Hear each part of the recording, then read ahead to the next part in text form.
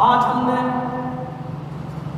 اطاعت کا لبادہ اپنے سروں سے اتار دیا ہے، ہم تعبیریں وہ کرنے لگے جو ہمارا دل کرتا ہے۔ میرے بھائیوں، اگر اسلام ہمارے دلوں پر اور ہماری مرضی پہ چلنے لگے اور ہماری عقل پہ چلنے لگے تو اللہ کی قسم اسلام کی دھجیاں اتر جائیں، اسلام کی اصلی شکل ہی باقی نہ رہے۔ مجھے ایمانداری کے ساتھ بتائیے، عقل کیا کہتی ہے؟ عقل یہ کہتی ہے کہ نماز کسی حال میں معاف نہیں ہے۔ عقل بھی یہ کہتی ہے اور شریعت کا بھی حکم ہے کہ نماز کسی بھی حال میں معاف نہیں ہے۔ حضرت عمر فاروق کا پیٹ پھٹ گیا، لیکن انہوں نے ایسی حالت میں بھی نماز پڑھی تھی کہ خون ان کے جسم سے بہہ رہا تھا۔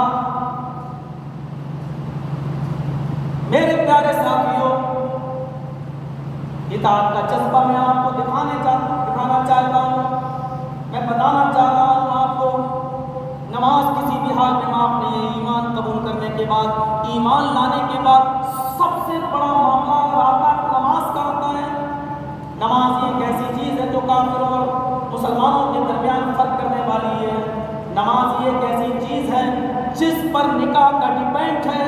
اگر نمازی عورت کا کوئی شوہر پہ نمازی ہو اور وہ نماز نہ پڑھتا ہو تو عبداللہ ابن باز اور شیخ صالح العثیمین جیسے بڑے بڑے محدثین اور بڑے بڑے عالم عرب کے علماء کا فتویٰ یہ ہے کہ وہ اپنے شوہر کو نماز کا حکم دے گی، سمجھائے گی، اور اگر نہیں مانتا ہے شوہر اس کے باوجود وہ نماز نہیں پڑھتا ہے تو پھر بیوی کو اختیار ہے کہ وہ سماج کے چند لوگوں کے درمیان بیٹھ کر اپنے آدمی سے طلاق لے گی، اور اگر وہ طلاق نہ لے تو پھر سماج ایسی عورت کو اجازت دے گا، کیونکہ بے نمازی جب اسلام کے دائرے میں ہی نہیں ہے تو ایک مومنہ عورت ایک غیر مسلم کے ساتھ کیوں رہے گی؟ ایسی عورت کو عدت گزار کر ایک مہینہ پورا کر کے، یعنی ایک ماہواری، ایک پیریڈ پورا کر کے اس کو دوسرا نکاح کرنے کا حکم ہے، دوسرا نکاح کرنے کی اجازت بھی ہے۔ اس کے شوہر کو اس کو طلاق دینے کی ضرورت بھی نہیں، اور عورت کو اپنے شوہر سے، بے نمازی شوہر سے طلاق لینے کی بھی ضرورت نہیں۔ میرا کہنے کا مقصد یہ ہے کہ نماز ہی پر ڈیپینڈ ہے اس سارا معاملہ پورے اسلام کا، لیکن عقل یہ کہتی ہے کہ نماز کسی حال میں معاف نہیں ہونی چاہیے۔ لیکن شریعت کا حکم یہ ہے کہ جب عورت رمضان کے مہینے کے اندر روزے کی حالت میں، رمضان کے مہینے میں اگر وہ پیریڈ سے ہو جاتی ہے تو ایسی صورت میں وہ روزے بھی چھوڑے گی اور نماز بھی چھوڑے گی، روزے بھی چھوڑے گی اور نماز بھی چھوڑے گی۔ لیکن حکم یہ ہے کہ بعد میں چھوٹے ہوئے روزوں کی قضا تو کرے گی، لیکن چھوٹی ہوئی نمازوں کی قضا نہیں کرے گی۔ جبکہ عقل یہ کہتی ہے نماز کی قضا ہونی چاہیے، چاہے ایک مرتبہ روزے کی قضا نہ ہو، کیونکہ نماز بڑی عبادت ہے جو کسی بھی حال میں معاف نہیں ہے۔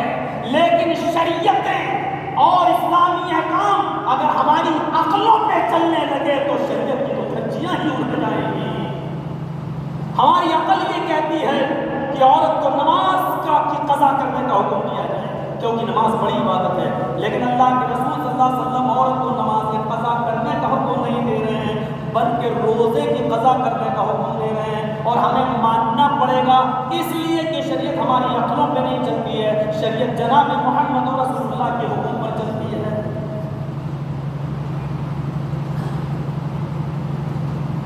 ہماری عقل لغت کی ساری کتابیں آپ پڑھ ڈالیے، رکوع کا معنی کیا ہے؟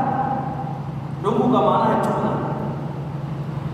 اسی لیے فقہا کی دو قسمیں بن گئی ہیں، ایک فقہاء محدثین اور ایک فقہاء اہل الرائے۔ آپ کو معلوم ہے ایک نے لغوی معنی کا اعتبار کیا، دوسرے نے شرعی اصطلاح کا اعتبار کیا۔ رکوع کا معنی لغت کی ساری کتابیں آپ پڑھ ڈالیے، ڈکشنری کی عربی میں رکوع کا معنی لکھا ہوا ہے جھکنا۔ فقہاء اہل الرائے کہتے ہیں سبحان ربی العظیم پڑھنا ضروری نہیں ہے رکوع میں، صرف آدمی اتنا جھک جائے کہ دور سے دیکھنے والے کو جھکا ہوا نظر آئے، اس کا رکوع ہو گیا، کیونکہ انہوں نے لغوی معنی کا اعتبار کیا۔ انہوں نے کہا کہ جب لغت میں رکوع کا معنی جھکنا ہے लुगत में सजदे का माना लिखा हुआ है वज़उल जबहती अलल अर्ज़, अपने माथे को अपनी पेशानी को जमीन पर रख देने का नाम सजदा है। फुक़हा आलुल्लाह कहते हैं सुभान रब्बियल आला सजदे में पढ़ना ज़रूरी नहीं है, नाक सजदे में रखना ज़रूरी नहीं है, हाथ और पैरों को सजदे में रखना ज़रूरी नहीं है। सिर्फ अगर कोई शख्स अपने माथे को अपनी पेशानी को ज़मीन पर रख देता तो उसका सजदा हो गया। ये फुक़हा अहलुल राय कहते हैं, लेकिन फुक़हा मुहद्दिसीन ने कहा नहीं, हमें सजदे का माना अगर चाहिए है लुगत के अंदर सर को ज़मीन पर रख देना, लेकिन हमें सजदे के मफ़हूम को समझना है तो हमें सहाबा से समझना होगा। वो भी सजदा करते थे, उन्होंने जनाब मोहम्मद रसूलुल्लाह सल्लल्लाहु अलैहि वसल्लम को करीब से देखा है। लिहाजा फुक़हा मुहद्दिसीन की नज़र में एक हदीस आती है कि एक सहाबी हैं, वो नमाज पढ़ते हैं, अल्लाह के नबी उनको देख रहे हैं और नमाज पढ़ के आए और सलाम करके बैठ गए। अल्लाह के नबी ने कहा इरजिअ फसल्लि फ़इन्नका लम तुसल्ली, तुम लौट कर जाओ और दोबारा नमाज पढ़ो, अभी तुमने नमाज अदा नहीं की है। उन्होंने दोबारा नमाज पढ़ी, दोबारा नमाज पढ़ने के बाद वो आए, अल्लाह के नबी ने कहा कि इरजिअ फसल्ली, दोबारा जाओ फिर से नमाज पढ़ो, तुमने अभी नमाज नहीं पढ़ी है। वो तीसरी बार दोबारा नमाज पढ़ के आए, आपने उनको तीसरी बार कहा जाओ फिर से नमाज पढ़ो और नमाज अभी तुमने नहीं पढ़ी है। वो तीसरी बार नमाज पढ़ के आए और नबी अकरम के पास आकर बैठ गए। अल्लाह के नबी ने कहा अभी तुमने नमाज अदा नहीं की है। उन्होंने कहा इससे अच्छी मुझे नमाज पढ़ना नहीं आती है। फिर अल्लाह के रसूल सल्लल्लाहु अलैहि वसल्लम ने उनको हाथ बांधना बताया, उनको क़याम की दुआ बताई, उनको सूरह फातिहा बताई, उनको सूरह फातिहा के बाद की दुआ और तिलावत बताई, उसके बाद रुकू करने का तरीका बताया, घुटने में हाथ रखने का तरीका बताया, पीठ को कितना सीधा किया जाए तरीका बताया।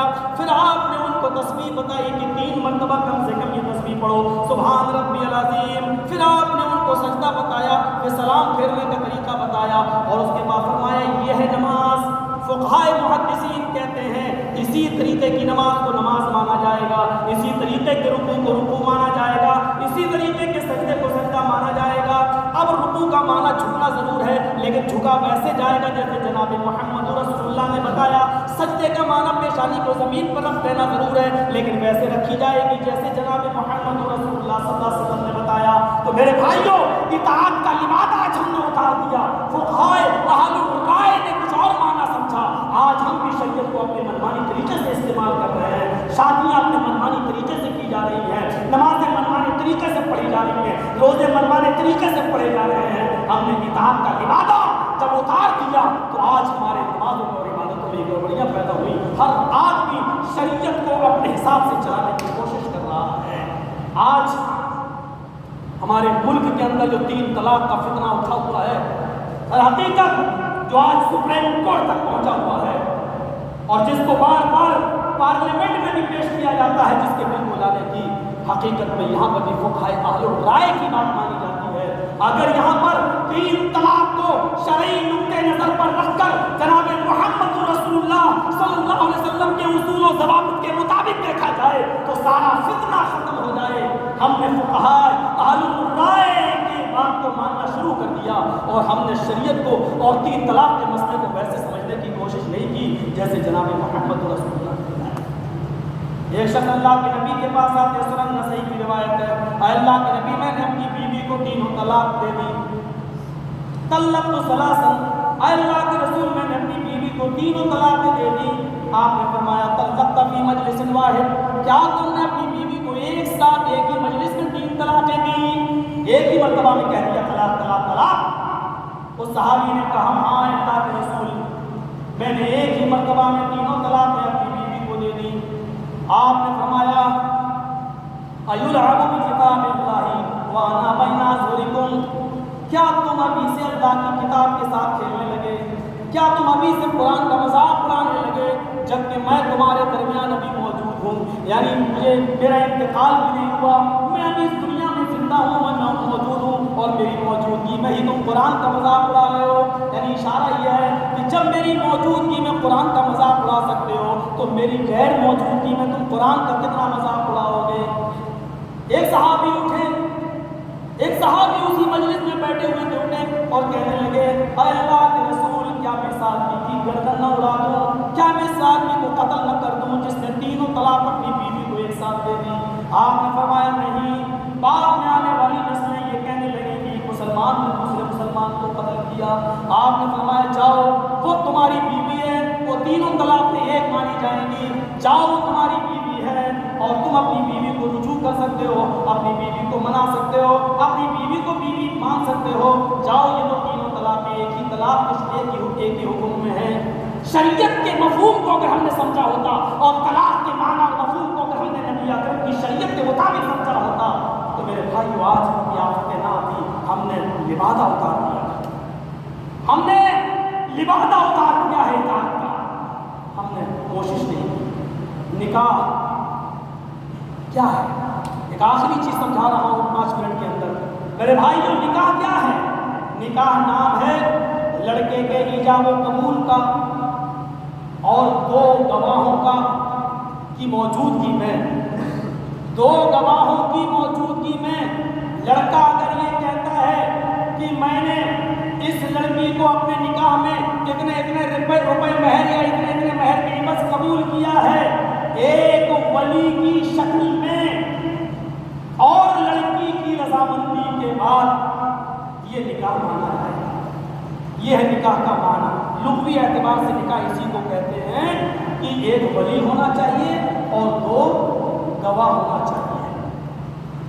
لڑکی بغیر ولی کے نکاح نہیں کر سکتی ہے، لڑکا کے لیے ولی ضروری نہیں ہے، لڑکی کے لیے ولی ضروری ہے۔ شریعت بغیر ولی کے نکاح کو جائز نہیں مانتی ہے، لیکن ولی بھی لڑکی کی مرضی کے بغیر، کوئی باپ اپنی بیٹی کی مرضی کے خلاف اپنی بیٹی کا نکاح بھی نہیں کرا سکتا ہے۔ یہ بھی سن لیجئے، کوئی بھی باپ اپنی بیٹی کا نکاح اپنی بیٹی کی اجازت کے بغیر نہیں کرا سکتا۔ اللہ کے رسول کے پاس ایک لڑکی آئی اور کہنے لگی کہ اللہ کے رسول میرے ماں باپ نے میرا نکاح ایسی جگہ کر دیا جو لڑکا مجھے پسند نہیں ہے۔ آپ نے اس کو اختیار دیا، چاہے تو نکاح باقی رکھ، چاہے تو نکاح فسخ۔ لیکن نکاح کے اس لغوی معنی کا اعتبار کرتے ہوئے جانتے ہو فقہاء اہل الرائے نے کیا کہا ہے؟ یہاں بھی فقہاء شریعت ختم ہو گئی۔ فقہاء اہل الرائے کہتے ہیں 2 گواہ کا نام جب نکاح ہے تو ہمیں لغوی معنی کا اعتبار کرتے ہوئے کسی بھی لڑکی کے ساتھ اگر زنا کرنا ہے اور اس کو جائز بنانا ہے تو اس کا طریقہ ایک بتایا ہے فقہاء الرائے نے، جو فقہ کی ساری کتابوں میں لکھا ہوا ہے، در مختار وغیرہ اور پڑھیے ہدایہ وغیرہ، فتاوی عالمگیری وغیرہ۔ فقہاء الرائے نے کیا طریقہ بتایا کہ ایک شخص عدالت کے اندر کسی بھی لڑکی کو اپنی بیوی مان کر مقدمہ ٹھہرائے، عدالت اس سے 2 گواہ مانگے گی،